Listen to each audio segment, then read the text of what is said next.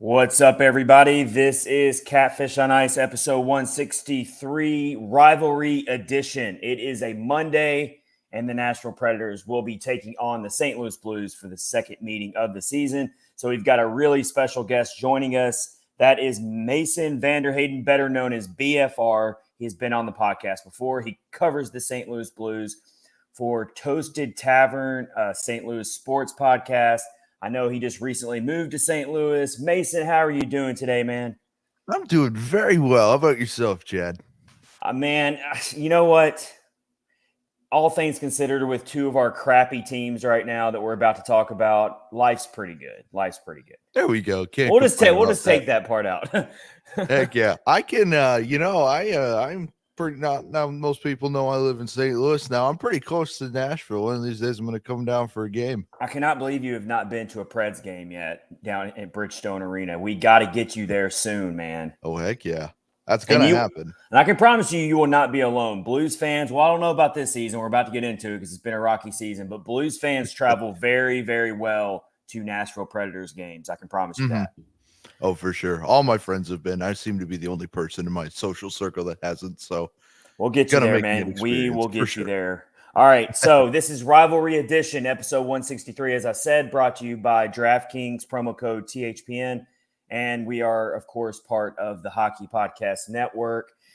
We are going to dive right into what in the hell is wrong with both the Preds and the Blues. What a loaded question. Because I will tell you that both teams are drastically underperforming. Both teams have very pissed off fan bases right now. So this should be fun.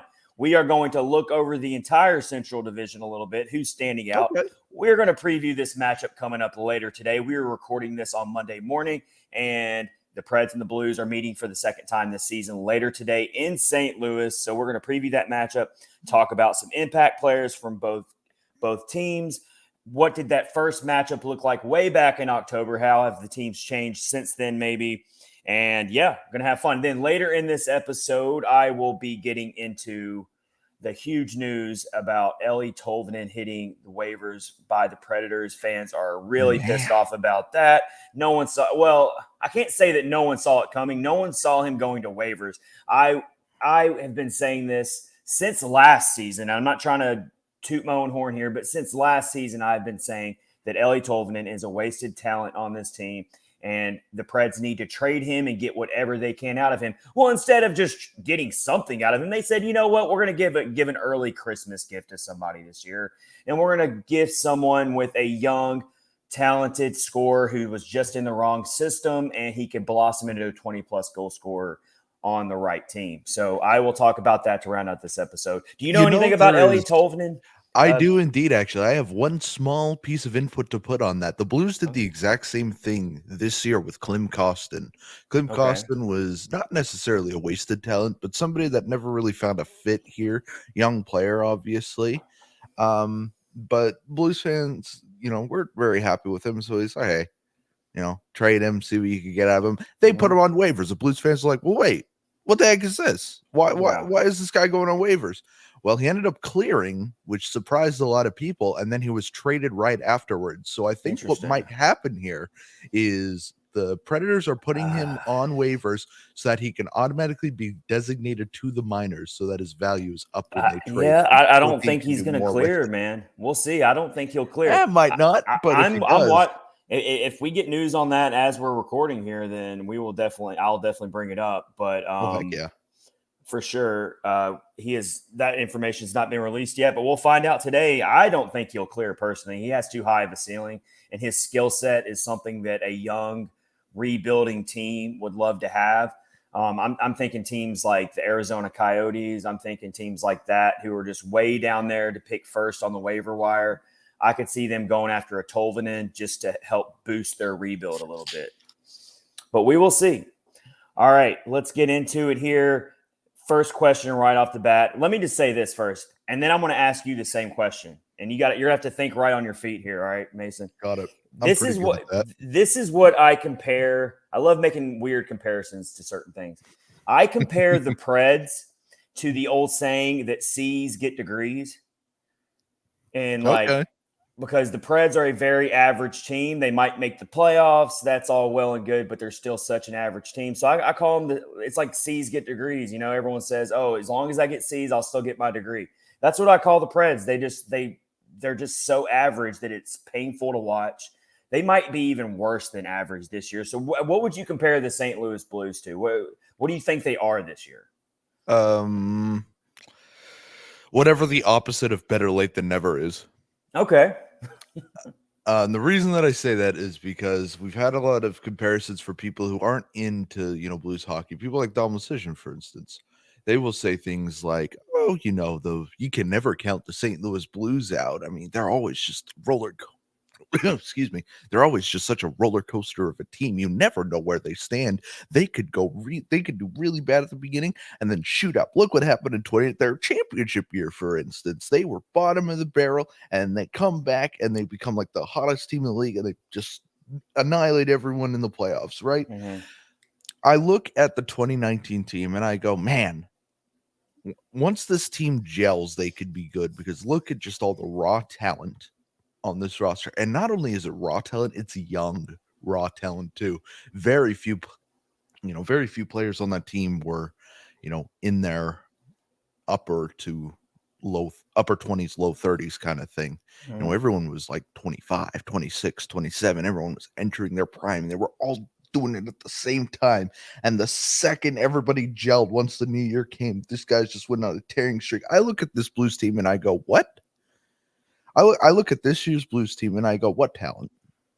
I look at this team and I go, which players haven't gelled? There's no chance that, Pavel Buchnevich, after already a full season here, hasn't gelled well with everybody, right? Here's one of the Blues' most consistent players that they've had in a very, very long time. Yeah. Right. I look at players like Brandon Saad, for instance.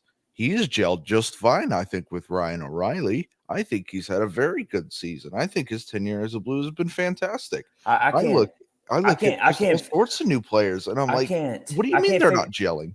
Yeah, I can't figure out for the life of me why you all are as bad as you are right now. And so I think everyone from the outside looking in, as you mentioned, we're just waiting for the switch to be flipped. And you already kind of did it this year. Didn't you win like 7 in a row? And I was thinking, okay, the Blues are back. They got whatever it was out of their system, and they're back. You string 7 in a row, and now you're right back to this really ugly losing streak once again. All right, so here's what's pissing me off about the Blues right now. If you're bad, just stay bad. That's what I gotta say, right? If you're bad, just be bad. All right. I would not be mad if you don't show us. First, I was at the game last night. That was a shit experience in general. Yeah. But I went to the game last night, and Brandon Saad scores the most beautiful shorthanded goal I've ever seen in person in my entire life, right? It puts the Blues up 2-1, and they look phenomenal. It's just like, wow, this team is excellent. And even in the first period, I thought, hey, they skated with Colorado, didn't come out very strong, but at least the Blues skated with them stride for stride. This game should be 2-0 at the end of the first for the Avalanche, right? In any other circumstance. So the fact that it's 0-0, the shots were only like 10-9 at that point. It's like the Blues are like doing very well against this defending Stanley Cup champion team. They're a very good team, right? So they're doing that. They skated with them in the first. Second period, they fall a little bit flat, but I don't think they did bad at all. It was still only 1-0 after 2, right? I think that they played very well. And then the Blues' hard work is rewarded. Tarasenko gets a power play goal. The Blues are tied, and then they just stop playing hockey for the rest of the game, and it just pissed me off. Sounds like another team I know. It's like, if you're bad, be bad. Don't skate stride for stride with the Avalanche for 40 minutes in a game and then just stop, just quit once you tie the game. That pisses me off more than anything else, because that means that you are good, you're just not showing it. And I can't be mediocre. Chad, I can't wait 50 years again, Chad. I can't do it. Blues fans can't do it. We're so damn sick of being mediocre. We're sick of it. Okay. I cannot live. I've already seen my cup. I can't complain that much. I want my kids to see a cup one day, and I'm not convinced that they will.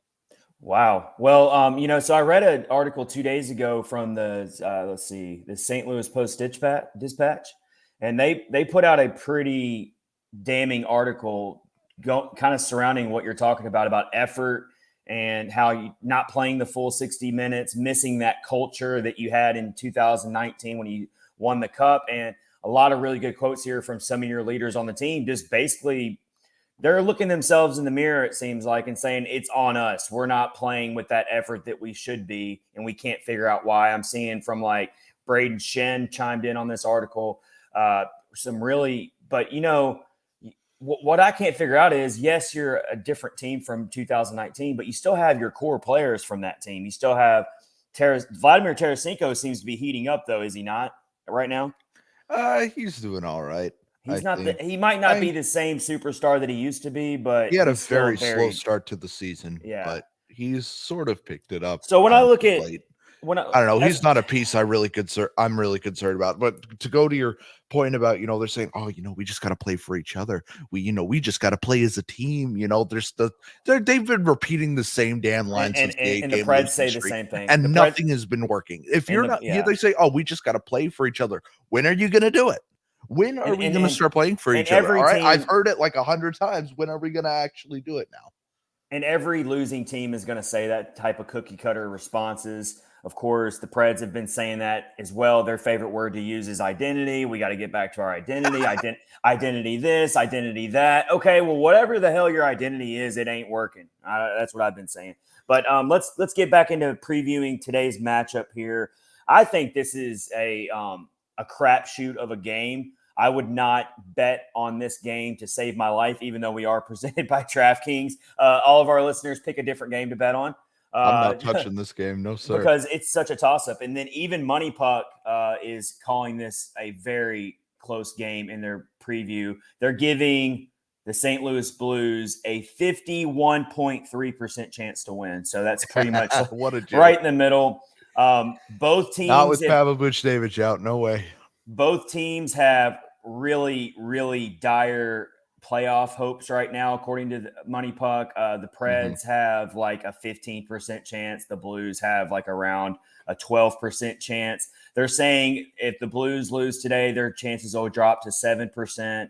If the Preds lose today, their chances will drop to like 12%, which I know that's just all math, and people love to look at that stuff. But it is interesting because you're talking about two teams that are normally right in the thick of the playoff race. And right now, their playoff hopes look pretty ugly. It's kind of funny. I think we were talking about this last episode, but I can't remember a time where the Blues and Preds were like just far cries in how good they were. It's either the Blues and Preds are like at the top of their division, or they're like at the bottom and struggling to make the playoffs like they are right now. And there's no in between. I think last year was probably the farthest apart these two teams have been for a while.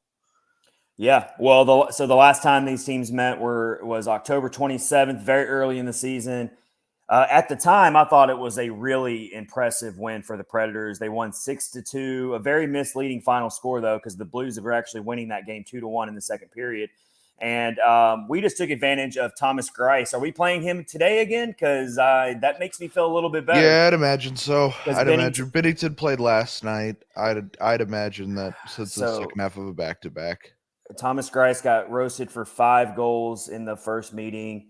You want to know the stupidest thing, Chad? Greiss hasn't even been that bad. I'm just going to say it. Well, goaltending has not been the goaltending has by far been not. If there is one thing that the Blues issue isn't, it's the goaltending.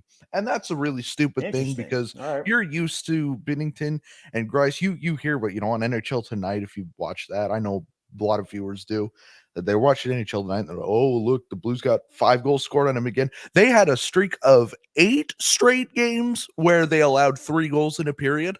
And this was during like part of their winning streak kind of thing.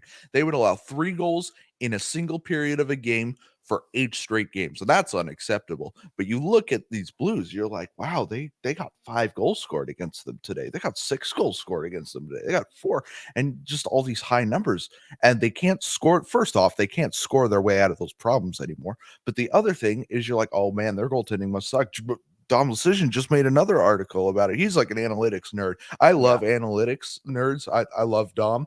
And I love looking at the game from that kind of They analytical crunch the lens. numbers, man. They crunch the And numbers crunching for it, yeah, sure. I love looking at that. But he looks at it and he goes, "Wow, the goaltending just must suck." And I got to say, "Nah, I'm watching this team, dog. Well, I watched this team. It's I not couldn't believe goaltending." when I saw this. So I was looking at penalty kill here. The Preds they were doing well in this category for a while, but now they've slumped back to 20th in the league. The Blues are dead last in the Dead last. NHL in penalty kill. What do you think is the reason for that? Why is a team that I think is such a prototypical blue collar, hardworking team? How could they be? I would expect them to be in the top 10 in both power play and penalty kill. Like usually teams like the Blues they're just really good on special teams, and it's just not the case this year for the Blues.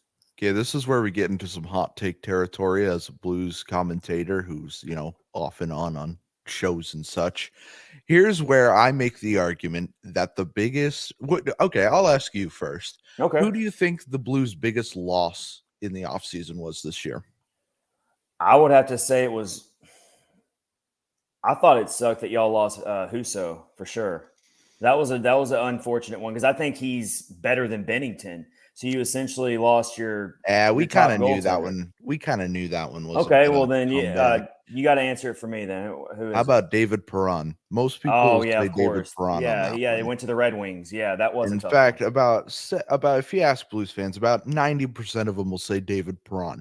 I'm gonna be in maybe the 1% of Blues fans who say I think the Blues' biggest loss in the offseason was Jim Montgomery. Oh, okay. Jim Interesting. Montgomery was the spearhead of the penalty kill and power play, and look where those were in the last 2 seasons. Mhm. They were top of the league, especially the PK. You saw Yeah. Dallas in 2019. Their penalty kill was the best in the league in that year, you know? And that's because Jim Montgomery was on the bench. He was Well, the head coach. He's got the special teams touch that very so few coaches have. Mason, your penalty kill is about to get a boost today because the Preds have one of the worst power plays in the league. So something's got to give, right? Something's got to give Absolutely. today. So I got that circled, that matchup right there. The worst power play going up against the worst penalty kill. Something's got to give because I expect both teams to commit a lot of penalties. This is going to be a very hard-hitting, nasty game. The Preds love to fight. They love to get under the other team's skin. They're a ticked off team right now. The Blues are as well. So I see a lot of penalties. I see some extracurricular activities going on. I see a parade to the penalty box for both teams. Which one of those slumping special teams units breaks out in this game? The Blues penalty kill or the Preds power play? Preds power play. And the reason I say that is because the Blues just got off of a just absolutely demoralizing loss to the Avs last night. Yeah, that's a tough way They're to turn gonna be around. done. That's a really Yeah. tough turnaround. They scored it. Also, the penalty kill last night was perfect, better than perfect. They had a shorthanded goal, right? I think that's pretty good when you do that on the penalty kill. Yeah. But at the same and their power play too, they had a power play goal. It was a 4-minute, but I mean they still scored a power play goal, right? So that's gotta be worth something. But at the same time, it's just like, the blue here's the big difference right now. What I see, I haven't watched a whole lot of Preds games this year. I've watched a few, but not too many. What I have noticed is whenever the Predators, and you can correct me if I'm wrong, when the Predators are they face a big loss, they just start hitting everything, right? Oh, Yeah. When teams are like beating on the Predators will just hit you into the boards and they'll, do like little irritating things. That's what the Predators do. That's been their identity especially in the playoffs. But the last 5 years or so that I really started paying attention to these sort of things. When the Blues get demoralized, they just stop hitting. They don't really do anything. They just like dump and then don't even chase. That's what the Blues do. They like go off sides, they ice the puck, oh my god, don't even get me started on the passing. It's nothing tape to tape. It's just miserable. They just stopped playing hockey. So they let in their last second tying goal to the Avalanche with like 7 seconds to go last night. And they get scored on 15 seconds in overtime. And that's what 23 seconds of game time for the game tying and then the game winning goals. And for the entirety of those 25 seconds, the Blues just looked dead. They just wanted to go home. They were done. To your point about the Preds loving to hit things, that still holds true this season. They're 7th in the league right now in hits given.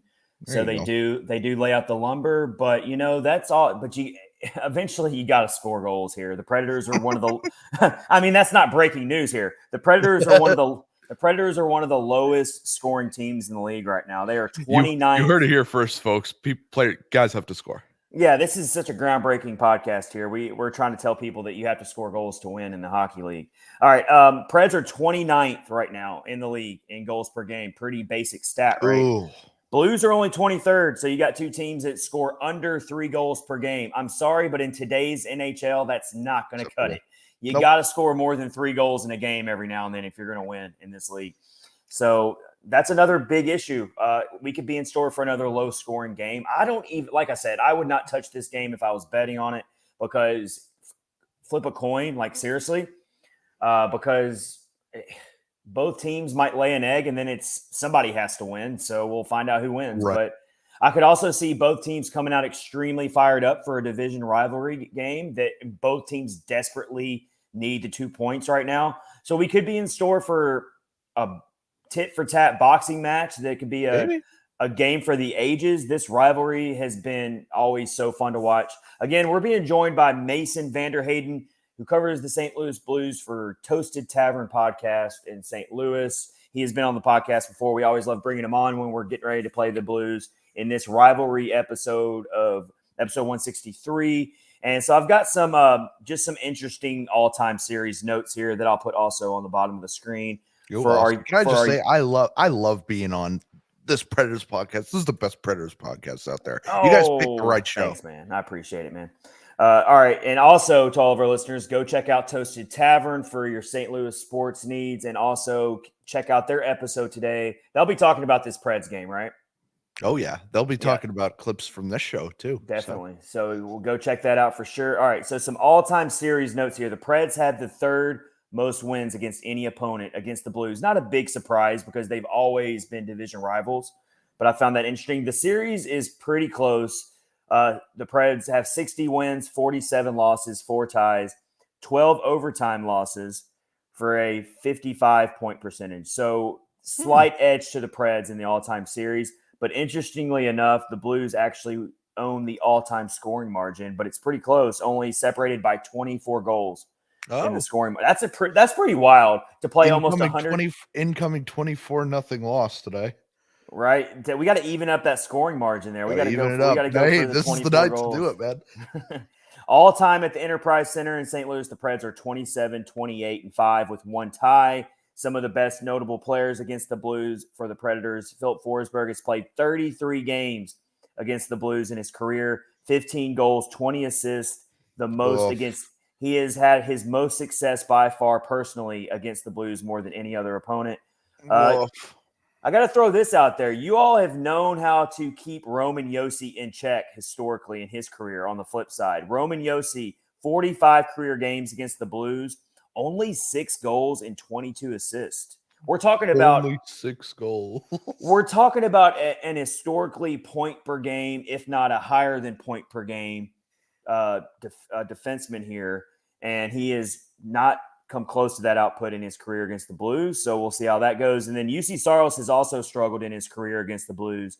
5-6-1 career record, .885 save percentage, below 90. Ooh. That's pretty bad.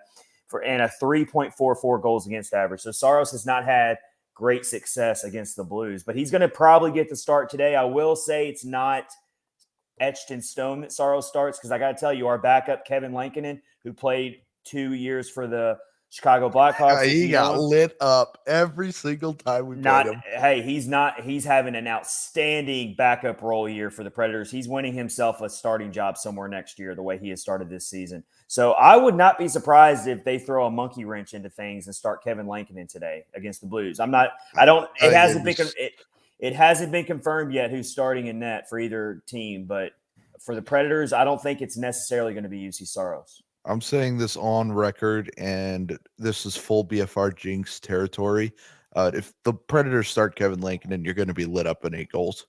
And I mean it. Like Blues, every single time they play Kevin Lankinen, they destroy him. He's a different Kevin Lankinen, BFR. He just had to get out of that cesspool that's the Chicago Blackhawks. That's all. That was what was holding him back. There's one thing that Blues players don't like, that isn't Blackhawks players, it's former Blackhawks players. Okay. All right. Well, we'll have to see who Just starts. how that dynamic works. We'll have to see who starts. All right. So let's talk about some impact players here for this matchup. For me, I think that Philip Forsberg, who I just mentioned, who's had a pretty good career against, he's not been horrible this year, but I don't think he's been lived up to his full level of expectations. I think he has more left in the tank and another gear he needs to be kicking it up to. He's had too many games where he's just completely invisible offensively, which is hard to even mention as a Predators fan. Like, you don't ever think about Philip Forsberg, but that's a big reason why this team is struggling on the power play and struggling to score goals is your top superstars. I'll throw Matt Duchene into that conversation as well, but I need a takeover style type of game today from Philip Forsberg to wake up this power play, because I think the Preds should be able to get 2, 3, maybe even 4 power plays out of this game. They need to connect on 1 or 2 of them to take care of business. So Philip Forsberg is my top impact player. Give me one from the Blues. Biggest impact player right now has got to be Robert Thomas. He's obviously one of the Blues' more consistent passers. He's the only one that I can see just making a tape-to-tape pass right now. Oh gosh. Beyond that, I think Jordan Kyrou, after having an extraordinarily horrendous start to the season. Like, Blues fans were talking about shipping him like in the first 3 weeks. He was so bad. Everyone was talking about how terrible that contract is. And I was like, give it time. After what he did last season, yeah, it's weird to see him struggling like he is. Yeah, he's exploding now. He's been one of the Blues' hottest players in the last, I don't know, 3 or 4 weeks now. So, yeah, I mean, I think I think if I'm going to name an impact player, I got to name that duo because Berube just recently put them on a line together. So, and it's very rare that you see Thomas and Kyrou on a line together. Interesting. Berube likes them split apart. So, it's it'll be interesting to see how their chemistry. Kyrou bursted onto the scene last year with 75 points in just 74 games. This season, he's still close to a point per game player. Like you said, he's getting hot lately, so he's getting back to that scoring output that he was at last year. So, yeah, I think he'll be fine. That's why I know you get annoyed by this, but I still can't bury the Blues completely. I just can't. I know that it's harder for you from the inside looking in to see it that way, but from a Predators fan perspective, I can't ever trust the Blues being dead until they're literally buried in the ground. And even then, I'm worried that they're going to go off Frankenstein and crawl out of the dirt and start marching like a zombie. So can we just make sure that the Blues do not get in the playoffs, lock the door, throw away the key, don't let them in, because they're one of those teams where you let them in the playoffs, then they can do exactly what they did in 2019. It's true. No, it's very true. The Blues are very strange. I'm not trying to just butter you up right now, man. No, I get you. Believe me, the Blues need a lot more buttering up than I do right now. But no, I've got to say, I'm just so confused at this team. Like I said, if you're bad, just be bad. I'm not gonna be mad if you play a horrendous rest of the season, as long as you admit that that's your goal, right? If your goal is to be bad, and I can go on a whole tangent about this if you don't mind. Go on a tangent. We love tangents. Okay, I have a gripe. Basically, this is what this is going to come down to. I have a gripe with somebody I listen to who I very much respect, who I listen to every single morning in the car ride on the radio, every time I go into work, and that man is named Alex Ferrario and the rest of the 101 ESPN crew. Now, if those of you who aren't in the Blues, and that's basically the Blues, Cardinals, all the it's basically the flagship. That's the flagship station for the Blues, but it also has Cards commentary, all that kind of thing. They have a morning show and everything. It's a great radio station. I listen to it all the time. Even when I didn't live here, I had the app. I always listened to them. But they are making the argument currently that a rebuild's too hard. They're saying that rebuilding is way too hard. And it's just because of some of the contracts on the team. Nah. A rebuild would be easy as hell to do. right? So the first thing you're going to have to do is you're going to have to start from the top, right? Armstrong's going to have no problem finding a GM position in the league. I'm sure the Predators might want someone like him in their front office staff, right? He's very much a win at all costs GM, which is a good thing, but not when you're doing that to the point of detriment, meaning that you can't just keep signing flashy contracts in the offseason while the rest of your core is getting older and hoping to be competitive. That's not how that works, right? And the way Doug Armstrong is, he does not he cannot fathom a rebuilding team. That's something that he just can't even think of. So that's the first place you start. He is the second longest tenured GM in the entire National Hockey League. Right? I think it is behind time David to Poile. move on. Right. So, it is time to move on, I think. Right? So what you do is you make Al McInnes the interim, you just start selling. You just start selling everything. There's no point in firing the coach. Everyone's like, "Oh, calling for Berube's head." It's like, what's that going to do? First off, who are you going to replace him with? Realistically, like, what's the point? yeah. There's no point in firing him. Just The coaching market. He's made this mess, right? There's unless you're going to go get a young, unproven like AHL type of coach and you're giving them. There's not a lot of good coaches out there right now. Coaching it's candidates, true. Unless you're going to internally promote, which maybe you can go that route. But yeah, if you're going to fire someone, you need to have a plan in place. You can't just fire someone for the sake of firing them. Right, exactly. The other thing that the 101 ESPN crew likes to pull is they say, "Oh, the no trade club." Like, no animosity to those folks because I love them. In fact, Alex Friday is a friend of Toast the Tavern. I have nothing wrong with him. However, when he says that he can't do it because of the contracts and the no trade clauses, that doesn't fly. And the reason that doesn't is because if the team around them stinks, there's no reason for them. The reason they have the NTCs on there is, one, obviously to get the contract out, but also because you don't want to leave a team that's like in their prime, right? You don't want to leave a competitive team, and that's what they signed on for. Well, guess what? It's your mess now. It's kind of mean, but like, it's your mess now. The Blues suck now. You're part of that reason.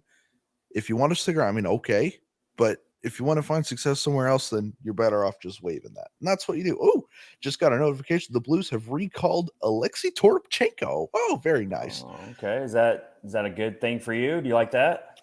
Yeah, he's all right. He's a pretty good player. He's a tall boy. When teams start calling up players at this point in the season, that usually means that you're kind of on life support and you're trying to shake things up and pull yourself out of a disaster. So yeah, he was down. The fact that the Blues are doing that right now, the Preds are going to be in that same boat here very soon. All right, we're going to do one more segment here with Mason Vanderheyden. Covers the Blues, been on the podcast before on this rivalry episode ahead of Preds and Blues later on this Monday to start the week. All right, we are presented by DraftKings. Hockey fans light the lamp this winter with DraftKings Sportsbook, an official sports betting partner of the NHL. New customers can bet just $5 pregame, money line on any NHL team to win their game and get $150 in free bets if they do. Pick any game you want, any team you want. If it's a heavy favorite and you think that team's going to beat the underdog, take the favorite, win an easy $150 in free bets. Combine multiple bets like which team will win, how many goals will be scored, and more with same game parlays for an even bigger payout. So download the DraftKings Sportsbook app now. Use promo code THPN, bet $5 on any NHL team to win their game and get $150 in free bets if they do. Only at DraftKings Sportsbook with code THPN. Minimum age and eligibility restrictions apply. Please see our show notes below the episode for details. If you need gambling help, have a gambling problem, there are phone numbers and ways that you can find support for that. Promo code THPN, DraftKings Sportsbook. All right, let's take a quick overlook, Mason, of the rest of the Central Division. Let me go ahead and start off with these Dallas Stars. Are they for real? I think they are. They were a team going into the season that I wasn't sure about, but I knew they had some young budding superstars like Jason Robertson and Miro Heiskanen, Jake Ottinger and net. This team checks all the boxes. And then even when you think you're going to beat them, they come storming back. You could be up 3-0 on this team, and they're going to come back on you They've already shown it this season. So are you feeling the same way as me about the Dallas Stars? Do you think they're the front runners to win this division? I think they're a dangerous team. I think they can win the division. Absolutely. I think that, they have a lot of good young pieces. I think that goaltending, as a general issue that has been for them lately, has been not necessarily solved, but it's been consistent enough where they can continue to win hockey games.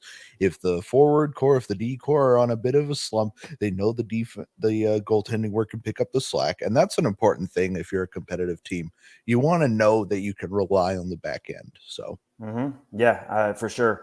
And then, of course, the Colorado Avalanche, who were the perceived favorites to win the division, they've been dealing with they've been bit by the injury bug so many times this year. I don't ever want to make excuses for the Avalanche because they're so loaded.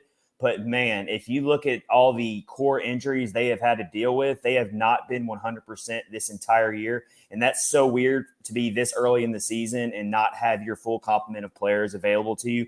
We know that if the Avalanche are at full strength, they are one of the best teams in the league. So if they end up getting fully healthy in time for the postseason, they could easily be repeat champions. But as of now, they're a pretty ordinary team because they're having to play so many AHL players. This is true. I remember our friends over at Tell It Abs It Is. They would always they would like. It seems like every single day they would like quote tweet all the practice lineups, and they'll be like, "All right, half of these names are like EA Sports generated names. Like, who are these guys?" EA Sports.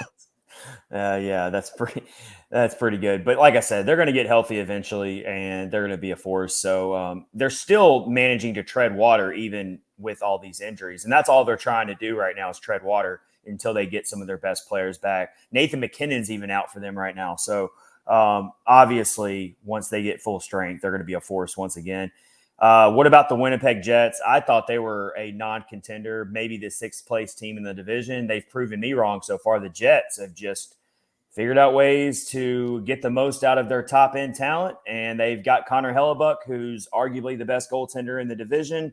So, yeah, the Jets are another team we have to focus on now. The thing about the Jets is I was very high on them last year. I thought that they were going to do way better last year. I think the Jets of this year are the team I expected. Okay. From the 2021-22 season. So I'm pretty high on them. I think that when I look at the Winnipeg Jets, I look at a team that could roll four lines. First off, I look at a team that has the players that can score.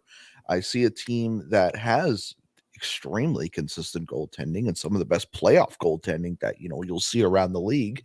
And I say what? Some people can be down on these guys. You can put them at 80-20 odds to lose a series, and they could easily push it to 7. That's what I see with the Winnipeg Jets. Definitely. And then I called it this the last episode. The rest, after you get past those three teams, I just call it crapshoot.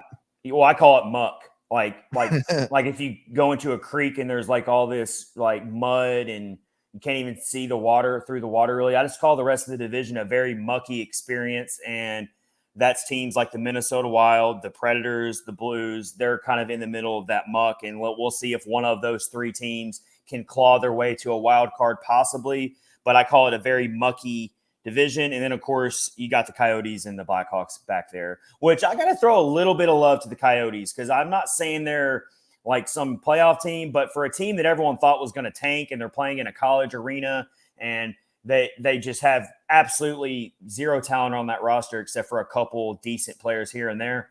They are battling. I mean, they're not nearly as bad as a lot of people thought. They're not an easy out. The Predators got a firsthand taste of that last week. Had to go to a shootout to take them out, to take the Coyotes out. So I got to throw a little love to the Coyotes, even though they're the butt of a lot of people's jokes because they're just so bad. But they're better than the Blackhawks, so I'll give them that. Heck yeah. Everyone's better than the Blackhawks. It's always great. All right, man. This has been a lot of fun. Mason Vanderheyden joined us here for episode 163, Rivalry Edition, to get you ready for Preds and Blues. Any last thoughts from you before we let you go here?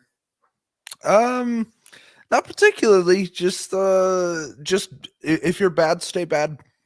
Okay, Fair enough. So let's make sure the Predators give Mason his wish. Let's keep the Blues bad.